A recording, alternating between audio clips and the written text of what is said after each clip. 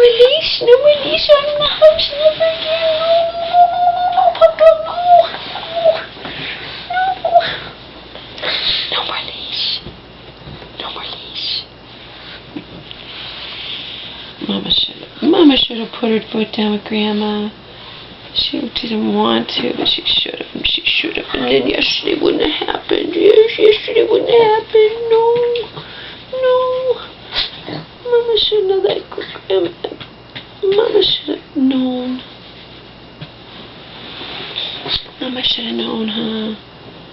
Mama should have known. Mama should have known. Yes.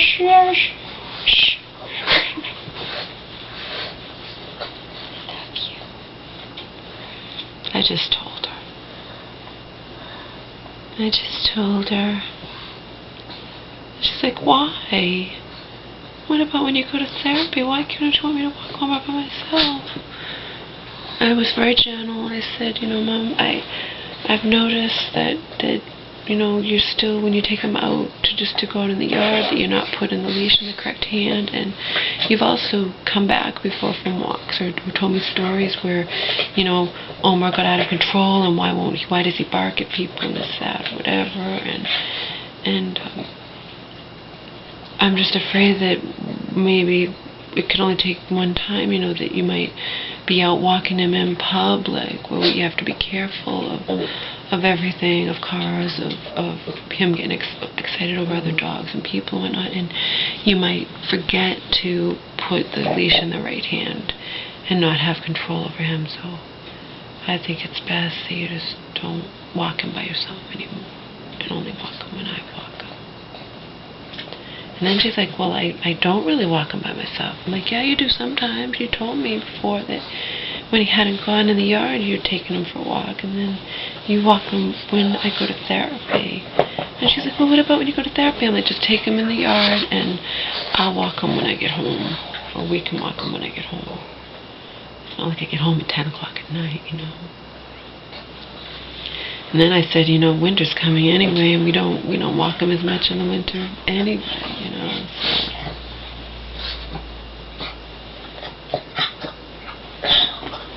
So I did it, okay? But I draw the line at that. My friends, Trouble and Seek, draw the line. She's not going to walk him alone anymore, and that he's never going to have a leash on in the house again. But I am not going to tell her that she's... Oh, I also asked her again. I'm like, Mom, you like having Omar with you at night, right? You told me that before, even though you have to get up with him in the morning. And she's like, yeah, I do. And I know that she does. Because remember, she used to sleep with both dogs. She likes having the company. She likes having Omar with her. Right? Right? Yes. Right, Pug Dog?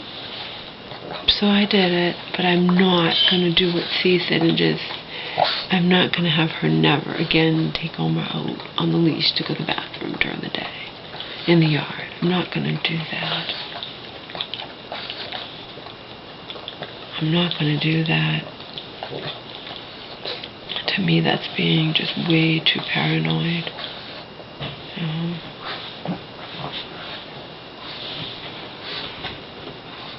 It's just like I'm not going to voluntarily stop doing YouTube, even though some people might think that and it's possible that I am. It's possible. It's possible I'm,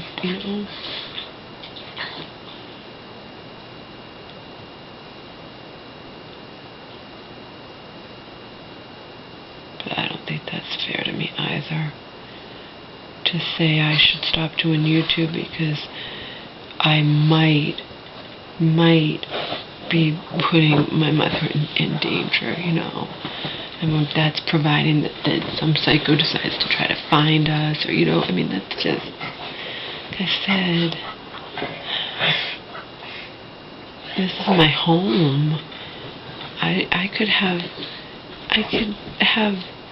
men here if I wanted to, because I live here, but I'm not going to do that, but I could. I have every right. If my mother's my roommate and this is my home and I'm a full-grown adult, I have every right to have men over here. if I met a guy of a personal line, technically I'd have a right to have him here. And she would never say that I can't. I mean, she had that guy she met in the night, she was considering him her boyfriend or friend or whatnot. She had him over here. He didn't sleep over here, but he could have. He just wasn't interested in her in that way, no matter how much she wished that he would be. You get it? I am a full-grown adult. My mother's my roommate. I have every right to have men over here if I want, but I don't do that. But don't tell me that I shouldn't do YouTube, because I might. There's this slightest possibility that I could, that danger could come my way, our way, because of this. I mean, you can only protect yourself so much, people,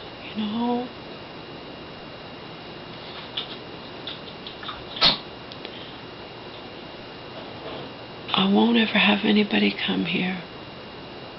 Not even Foot Guy. Because last time when I was meeting him, he said to me, he's like, this is our second time. I could have picked you up. I mean, obviously you don't meet anybody off a personal line. I haven't picked you up the first time. He's like, I could have picked you up. But that's alright. I'll take the bus. You know what I mean? I can only do so much, people. I know there's a chance. I'm putting my shit out there. There is a chance that a danger could come my way, our way.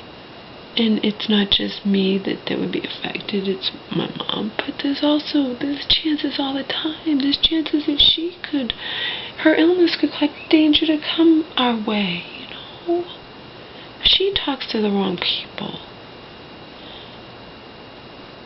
Last time we were at the mall, she's chatting up this guy. I had to go to the bathroom, so she was waiting for the bus by herself. And then when I met with her on the bus or something, and then she's like, yeah, I was talking to so and so, and he's getting off at our same stop, and this, that, or whatever. And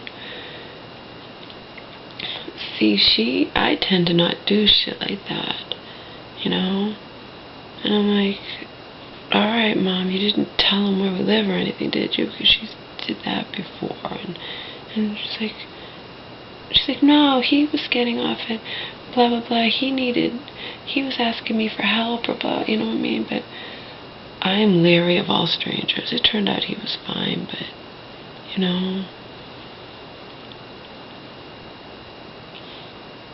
I'm just saying it's a two-way street. Another time we were on the bus, I had to tell Mom, please don't say our business, because she saw someone that she knew but not very well from that place she goes, and she started babbling a storm about her illness and what meds she's on and everything else, and that, I don't want the people on the bus knowing about that, There were people behind us. And even if there weren't, there could be, and she's not aware of that. So, it's a two-way street. I deal with that kind of shit with her. Where I have to tell her in private, or even sometimes with Mom, you don't know who's listening. Don't be babbling our business like that. Please.